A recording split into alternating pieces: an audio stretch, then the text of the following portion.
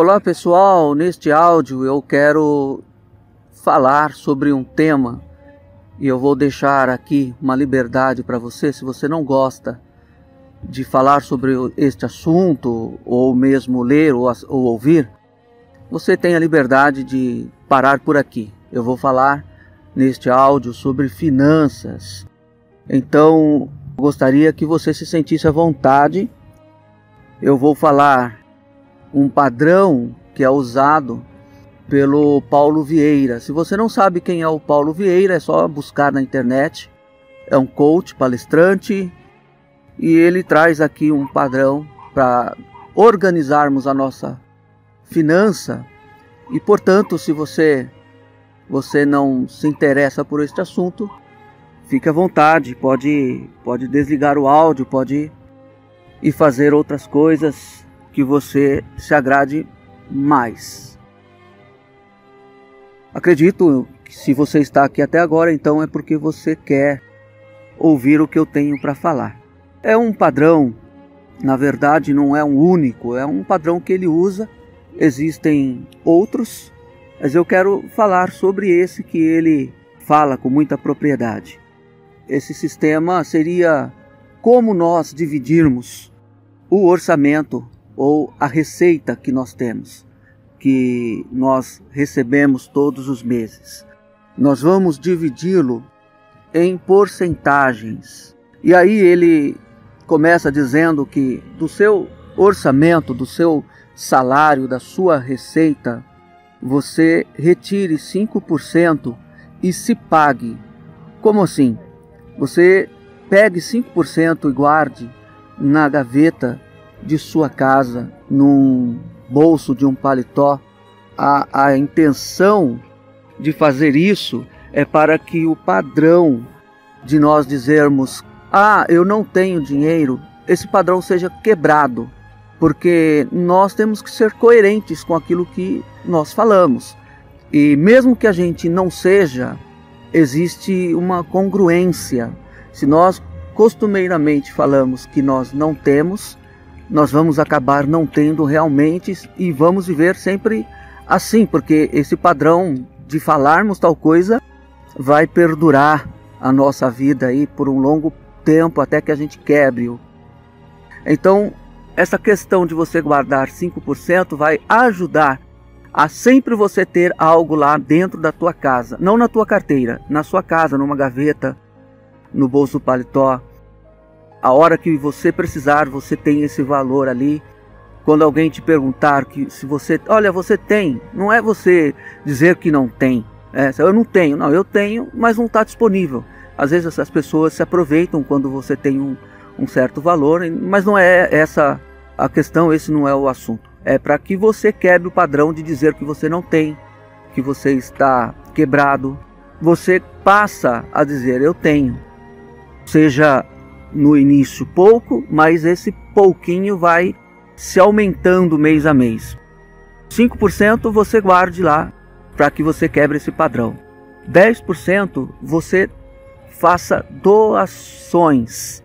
10% você dê para alguém, você faça uma caridade, você ajude alguém. 10% você poderíamos dizer, você contribui na igreja que você congrega, na comunidade da qual você faz parte. Isso fica ao seu critério. 10% você vai então doar, você vai contribuir de alguma maneira ajudando alguém. Outros 10% você vai investir. Você vai investir. E quando nós falamos em investimento, esqueça poupança. Poupança não é investimento. Só para você ter uma ideia, eu não quero me alongar nesse assunto, mas se você tem R$100 hoje e você compra algo com R$100 hoje, você guarda esses R$100. Daqui um ano, esse produto que você compraria com R$100, vamos dizer que ele esteja valendo 115. Esse dinheiro você deixou na poupança. Você sabe quanto terá lá na poupança? 107. Não estou falando com dados precisos, mas apenas para que você tenha uma ideia. Então, poupança não acompanha nem mesmo a inflação. Poupança não é investimento. Então aí você vai ter que aprender sobre investimentos simples, investimentos muito simples, tesouro direto, renda fixa. E aí você procure sobre isso na internet, se despertar interesse em você. Mas o fato é que você precisa investir, não apenas guardar, investir. Outros 10% você vai guardar para os seus sonhos. O que isso significa? Eu preciso comprar uma bicicleta. Guarde 10%. Quando você tiver esse valor ou o valor exato da bicicleta, você vai lá e compre. Eu preciso comprar um celular. Guarde 10%. Tem que virar uma prática mesmo. Isso precisa virar uma prática na nossa vida. Então você vai guardar para os seus sonhos, seja qual for os seus sonhos. Lógico que quanto maior a quantidade que vai ser necessária para realizar o seu sonho, o tempo também será maior. 5% você vai abundar. O que ele quer dizer com isso?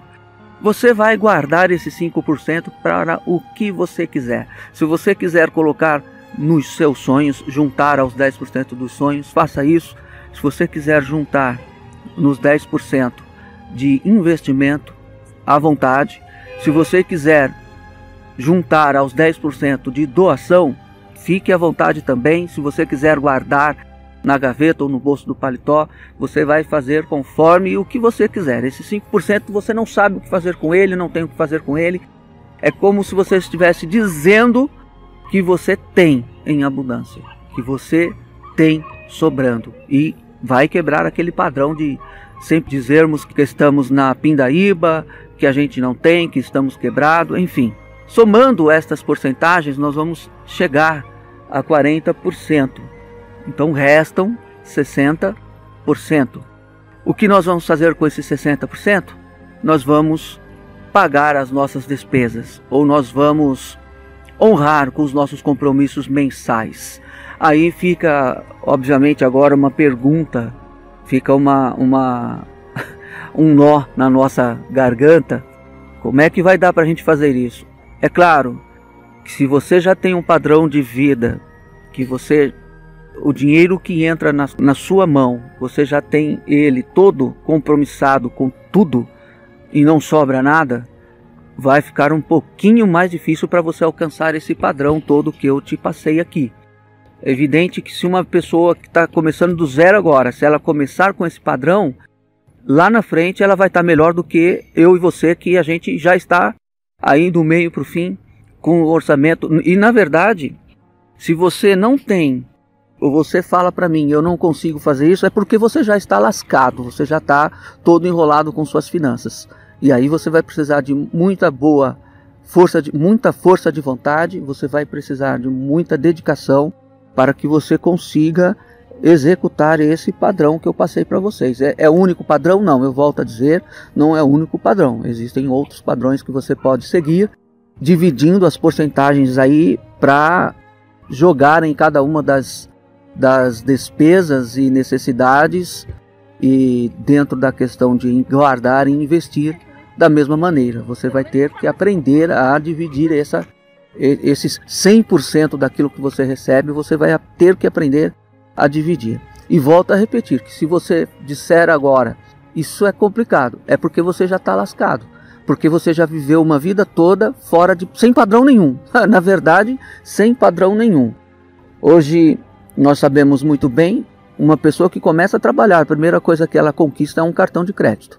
E cartão de crédito não é dinheiro. Cartão de crédito, você está usando o dinheiro de alguém. Eu li uma frase no Instagram um dia desses, que se o seu dinheiro não estiver enriquecendo você, ele está com certeza enriquecendo alguém. É verdade. Pensa nisso daí. Então, este é o áudio que eu quero dividir com vocês neste momento, passando aqui alguma coisa sobre finanças, que serve para todos, até para aqueles que têm uma boa vida financeira, ou para aqueles que não têm uma boa vida, ganham um salário baixo, não importa quanto você ganha. Se você não aprender a dividir isso, uma hora a casa cai. E serve para os crentes, os cristãos? Claro que serve. Se nós dissermos que não, crente não precisa ouvir sobre finanças, não, então tá certo. Eu imagino que todos os crentes são muitíssimos prósperos e não têm dívidas, não têm dificuldades na hora de pagar suas contas, têm suas casas próprias. Todos os crentes são assim, correto? Você responde, você sabe que não. Você sabe que não. Tem muito crente por aí que conhece os princípios bíblicos, mas andam numa vida, do ponto de vista financeiro, uma vida miserável. Então fica aí a minha dica. Todos nós precisamos aprender, todos nós precisamos ter um padrão comportamental para melhorar a nossa qualidade de vida e não fazer de qualquer jeito e depois achar que Deus tem que vir apagando fogo para a gente. A gente faz um monte de besteira, como eu disse. Se você já não consegue, diz que não consegue, é porque você já está lascado. E aí você fica esperando que Deus mande um anjo bater na tua porta com uma maletinha de dólares, reais, euros, seja lá que moeda for. E não é assim que funciona. Precisamos ter um comportamento nesse sentido bem alinhado para que a gente consiga ter maiores conquistas e termos uma vida, uma qualidade de vida bem melhor e proporcionar essa qualidade de vida aos nossos filhos, à nossa família, bem maior do que a que muitos vivem, uma qualidade mediana. Se nós queremos e nós precisamos, né? Nós queremos e precisamos viver acima da média, em todos os sentidos. No áudio, como eu disse, este áudio é nessa área sobre finanças. Que Deus abençoe vocês, que dê inteligência, e eu quero citar aqui um versículo, Provérbios 13:16. O homem prudente age com base no conhecimento.